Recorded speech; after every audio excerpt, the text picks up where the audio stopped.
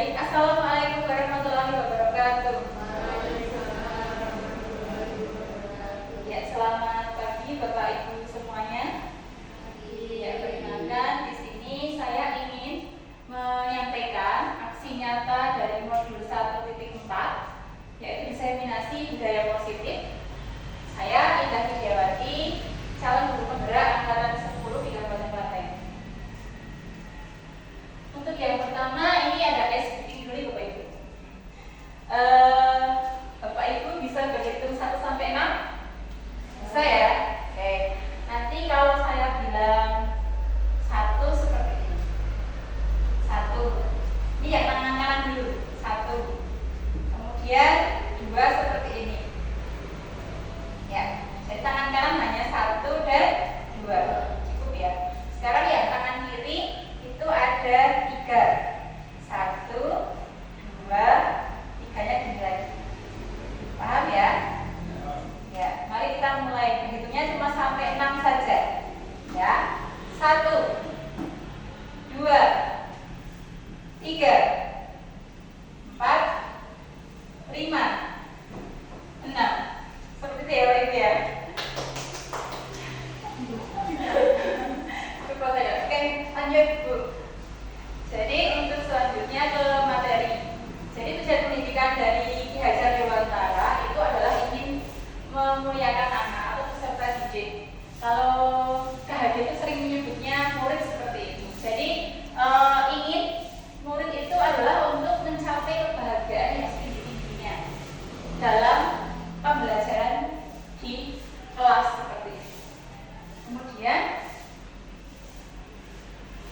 ini contoh budaya positif yang ada di sekolah yang saya terapkan, yaitu ada sarapan bersama, kemudian ada salam sapa siswa kalau pagi hari pas piket, kemudian ada sharing bersama anak didik atau wali yang saya waliin, kemudian ramah dengan lingkungan seperti itu. Nah, untuk pembelajaran kali ini saya ingin membagikan tentang konsep inti dari budaya positif. Ada 8 hal yang perlu Bapak Ibu ketahui. Yang pertama ada perubahan paradigma belajar, kemudian disiplin positif, nilai-nilai kebajikan, kebutuhan dasar manusia, motivasi perilaku manusia, posisi kontrol guru, keyakinan kelas, dan segitiga restitusi. Mungkin saya akan menjelaskan secara singkat seperti ini. Nah, mulai dari yang pertama yaitu perubahan paradigma belajar. Jadi untuk paradigma baru itu adalah kita harus membentuk pembelajaran yang berdiferensiasi. Ada yang sudah mengenal Bapak Ibu? Mungkin Bu Yeti, apa itu berdiferensiasi? Belum ya? Berdiferensiasi. Ada yang tahu mungkin? Ya, sepengetahuan saya diferensiasi itu perbedaan. Jadi dalam pembelajaran itu seorang guru harus mengetahui perbedaan seperti perbedaan minat, bakat, dan kemampuan peserta. Oke, baik. Jadi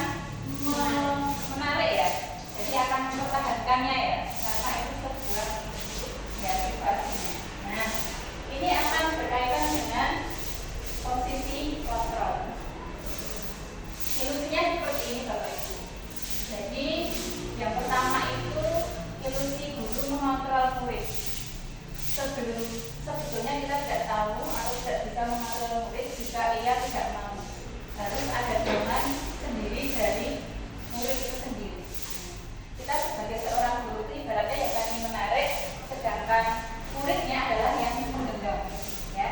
Jadi murid tidak akan bisa mengubah hal yang ingin dia lakukan kecuali dari kemauannya dia sendiri. Seperti itu. Ada pertanyaan mungkin bisa dipahami, ya? Saya memberikan ilustrasi satu saja. Next, ya.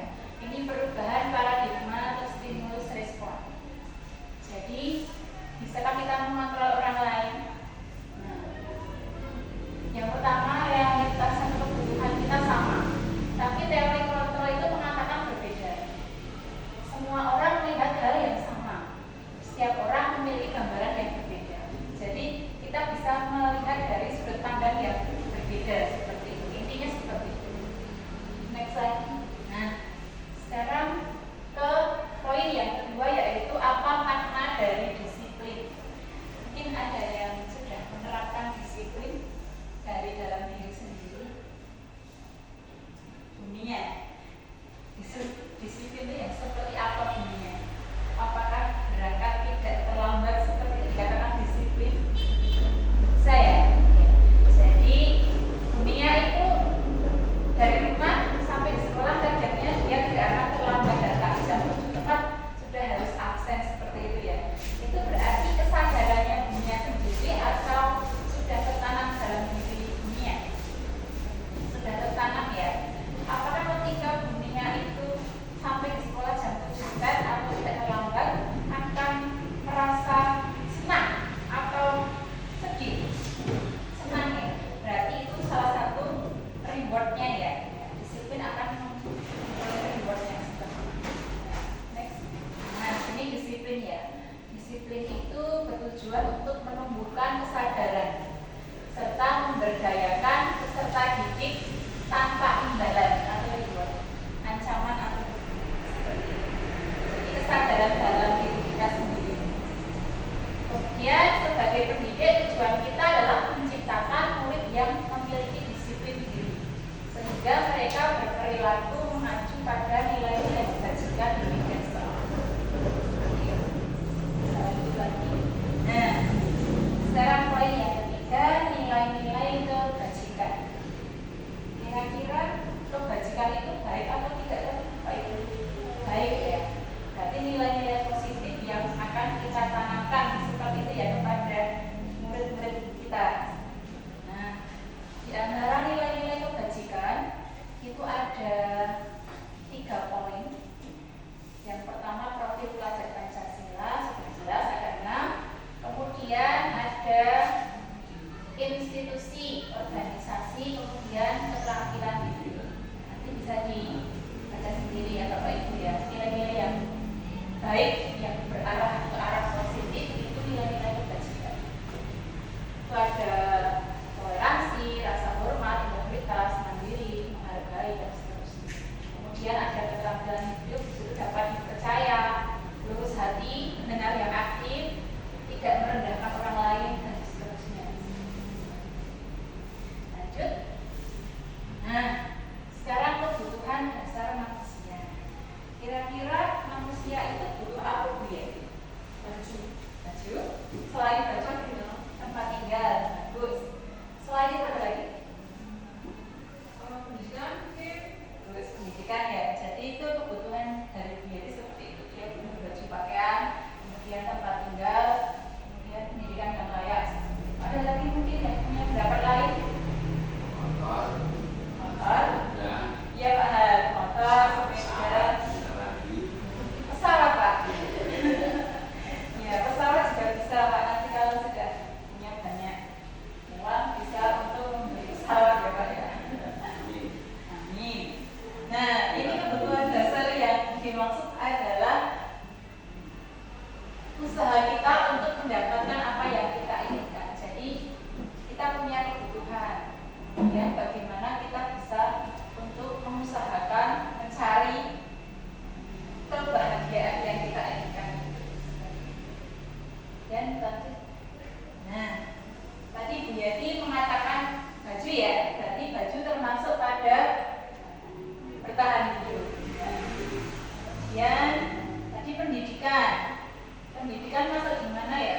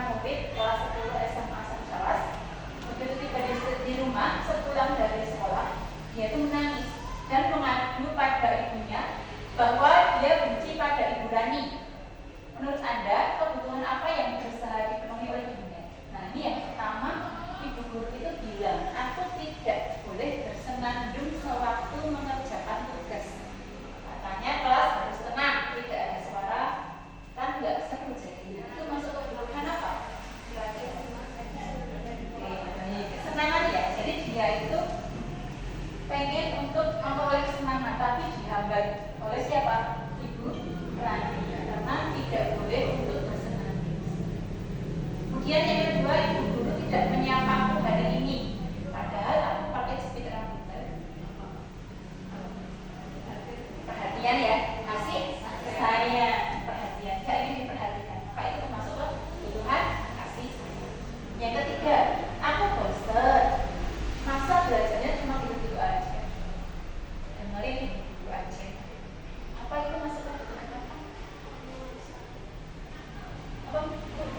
Penguasaan. Betul. Terus yang terakhir, aku sebel, gambarku tidak rapi, malah ibu guru nunjukin ke teman-temanku di depan kelas.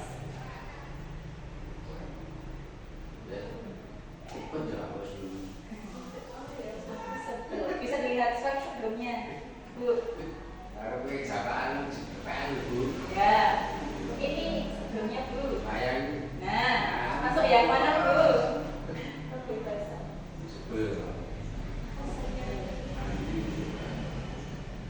Mau mengendalikan diri ya, antara emosi dan harus tetap tenang. Berarti masalah, Bu? Kebebasan. Benar ya? Oke, berarti luar biasa ini peserta. Lanjut, Bu. Nah, sekarang motivasi perilaku manusia. Pasti kalau dalam diri kita itu menginginkan sesuatu, terutama untuk memenuhi kebutuhan kita, pasti kita memerlukan motivasi perilaku manusia. Nah, di sini ada motivasi ekstrinsik dan intrinsik. Intrinsik itu yang dari dalam diri. Nah, berarti untuk menjadi orang yang mereka inginkan dan menghargai diri sendiri. Sedangkan yang ekstrinsik itu dari lainnya atau dari mungkin dari orang lain, diberikan penghargaan atau diberikan imbalan seperti itu. Nah, ini untuk motivasi perilaku manusia menurut Dian Bos. Itu ada ketiga motivasi perilaku tersebut akan menjadi pemandu bagi guru dalam menentukan motivasi perilaku apa yang ada pada diri kalian. Kemudian guru harus menghindari hukuman dan penghargaan yang berlebihan. Jadi kita memberikan hukuman itu sebenarnya kurang tepat. Memberikan penghargaan pun juga sebenarnya itu kurang tepat. Kalau terlalu berlebihan itu malah akan berdampak yang negatif kepada murid. Kemudian, nah ini punish and reward ya. Jadi ada hukuman dan penghargaan. Hukuman itu sifatnya satu arah dan memaksa. Murid tidak tahu apa yang terjadi, kemudian menyakitkan, tidak ada kesepakatan sebelumnya. Kemudian bisa berupa hukuman fisik atau psikis. Kemudian murid menjadi tidak nyaman dan murid menjadi rendah diri. Jadi itu lebih mengarah pada mental yang kurang baik. Kemudian penghargaan itu pengaruhnya jangka pendek memang bagus, tapi jangka panjang itu akan membuat murid tersebut ketergantungan seperti itu. Penghargaan tidak efektif, penghargaan merusak hubungan, karena mungkin ada yang dia bagus karena ketegangan ini jadi yang menang, seperti itu kan bisa jadi ya. Penghargaan mengurangi ketepatan, kemudian menurunkan kualitas dan seterusnya.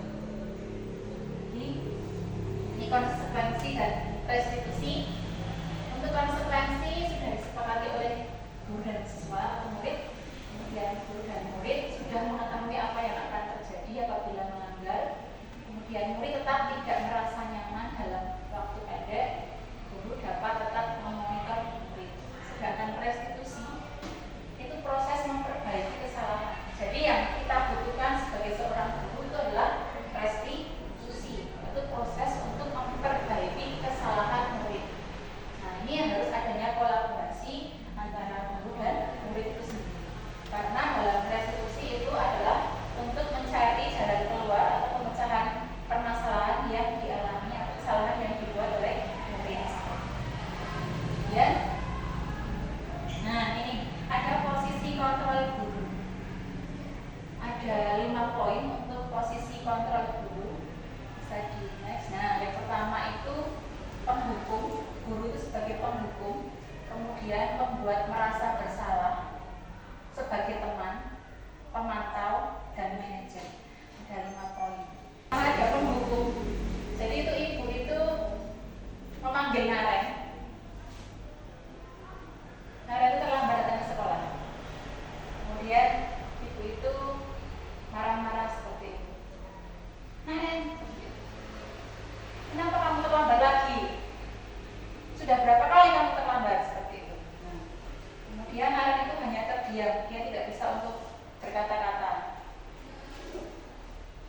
Pasti dia besok akan mengulangi hal yang sama.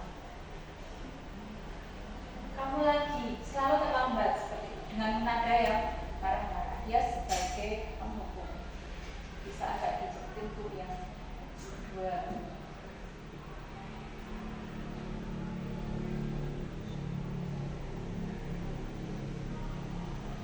Nah ini kemudian yang kedua, posisi di mana pembuat merasa bersalah. Pada posisi ini ada si Naren juga. Naren itu terlambat datang ke sekolah, tapi guru-guru itu memberikan perlakuan yang berbeda. Sudah berapa kali kamu terlambat ke sekolah? Kalau kamu terlambat ke sekolah lagi, pasti kamu akan kena tegur sama ibu kepala. Jadi dia mengaitkan dengan orang lain yang lebih berkuasa agar sekarang itu mempunyai rasa ketakutan seperti itu. Jadi itu membuat jadi merasa bersalah, tekan sekali. Kemudian yang ketiga sebagai teman ya.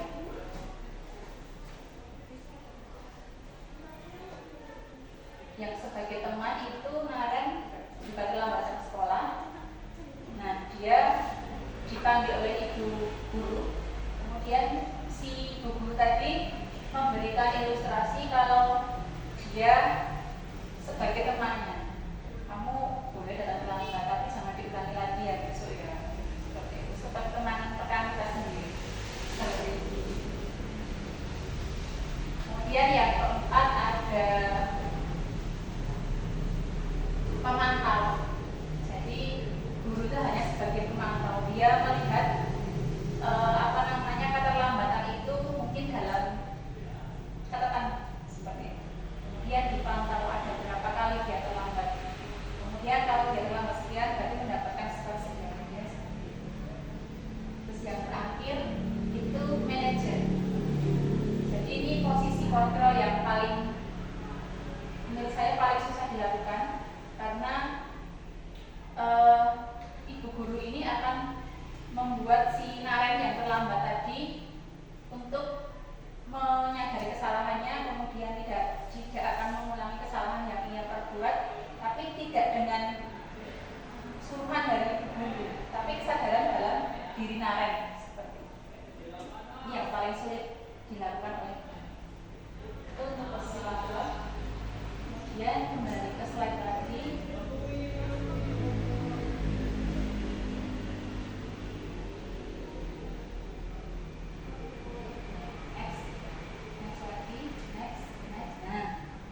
Kira-kira Bapak Ibu di sini sebagai posisi kontrol yang mana yang sudah dilakukan di kehidupan di kelas sekolah? Jadi mungkin bisa memberikan argumennya. Belum tahu?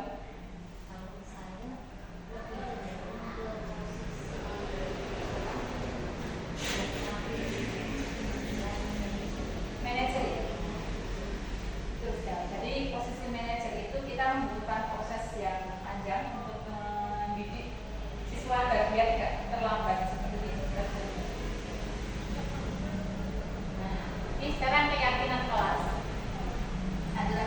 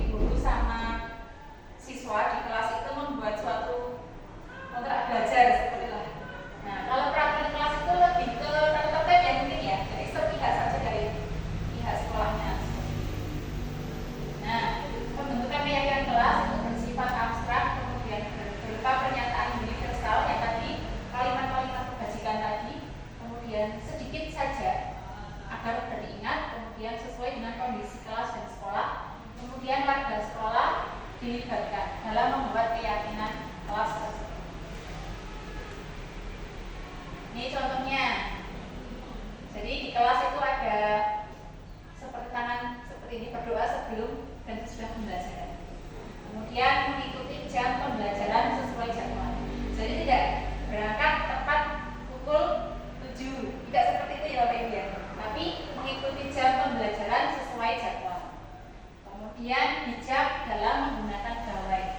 Bukan dilarang menggunakan handphone gitu ya. Tidak boleh menggunakan kata dilarang, kemudian dan seterusnya. Jadi membuat kata-kata yang positif lah. Bijak dalam menggunakan gawai. Kemudian saling menghormati dan menghargai. Bersemangat dalam mengikuti pelajaran, kemudian menjaga kerapian dan kebersihan. Kita harus membuat pola kalimat itu menjadi kalimat yang positif. Nah ini yang terakhir, segitiga restitusi. Tadi restitusi itu apa Bapak Ibu? Proses menyelesaikan permasalahan yang dilakukan oleh murid. Nah, ada segitiganya. Yang pertama yaitu kita sebagai guru harus melakukan komunikasi atau berdialog dengan murid. Yang pertama yaitu menstabilkan identitas. Yang kedua validasi tindakan yang salah. Kemudian yang ketiga menanyakan keyakinan. Tiga ya prosesnya. Ini untuk yang menstabilkan identitas itu meliputi melakukan kesalahan adalah bagian dari proses belajar. Murid mencoba untuk memenuhi kebutuhan dasarnya, kemudian mengubah identitas murid dari orang yang gagal menjadi orang yang sukses. Orang yang pernah terlambat menjadi tidak pernah terlambat. Kemudian yang kedua ada validasi tindakan yang salah. Setiap tindakan dilakukan dengan suatu tujuan, yaitu memenuhi kebutuhan dasar. Guru akan mengubah cara pandang atau memberikan stimulus respon kepada murid. Kemudian memahami kebutuhan murid sehingga murid dapat menemukan cara yang efektif untuk memenuhi kebutuhannya. Kemudian yang ketiga menanyakan keyakinan. Kira-kira setelah tadi memvalidasi tindakan yang salah itu keyakinan yang terbentuk dari murid itu seperti apa? Kemudian memunculkan motivasi intrinsik murid dan memperbaiki kesalahannya serta tidak akan mengulangi hal yang sama. Ini ada contoh Bapak Ibu bisa perhatikan.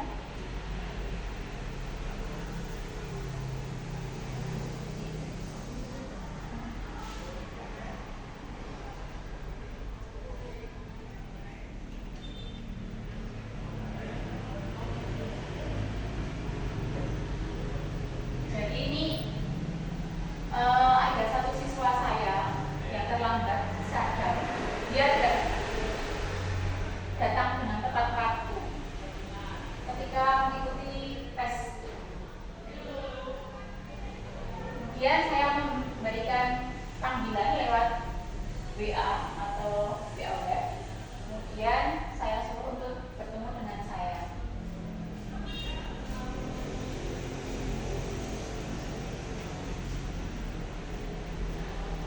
Nah ini untuk si sadap itu datang ke ruangan, kemudian saya berikan beberapa pernyataan terkait dengan tadi. Yang pertama yaitu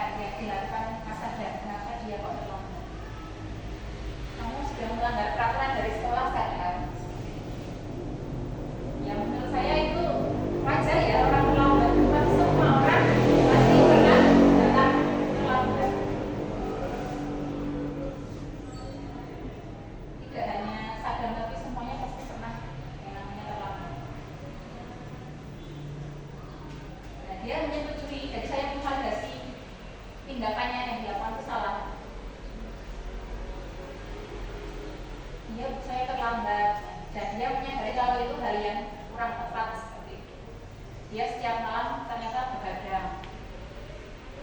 Dia main game sampai larut malam hingga dia lupa untuk belajar.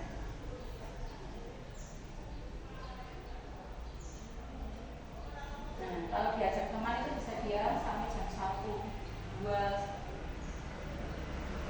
Dia bisa tapi dia kebajikannya apa dia kebutuhan terpenuhi ya, kepuasannya, kesenangannya terpenuhi, tapi dia melupakan kewajiban dia untuk sekolah itu dia lupa. Nah, ini saya mulai menanyakan untuk keyakinan. Jadi keyakinan kelas yang harus sadar ubah itu yang apa?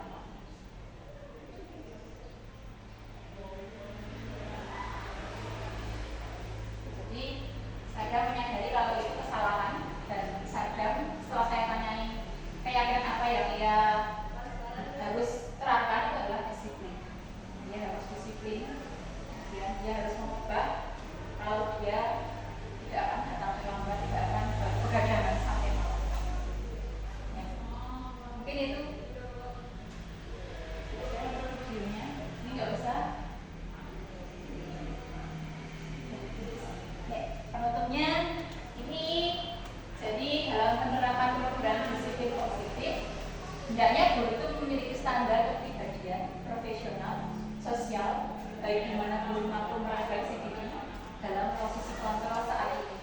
Bagaimana perjalanan dirinya sebagai among atau manajer yang menuntun murid menjadi insan yang memiliki merdeka dan bertanggung jawab. Jadi kesulitan atau bukan kesulitan ya, tapi tantangan terbesar guru adalah menjadi seorang manajer, posisi kontrol sebagai seorang manajer untuk penyelesaian masalah yaitu dengan segitiga SD.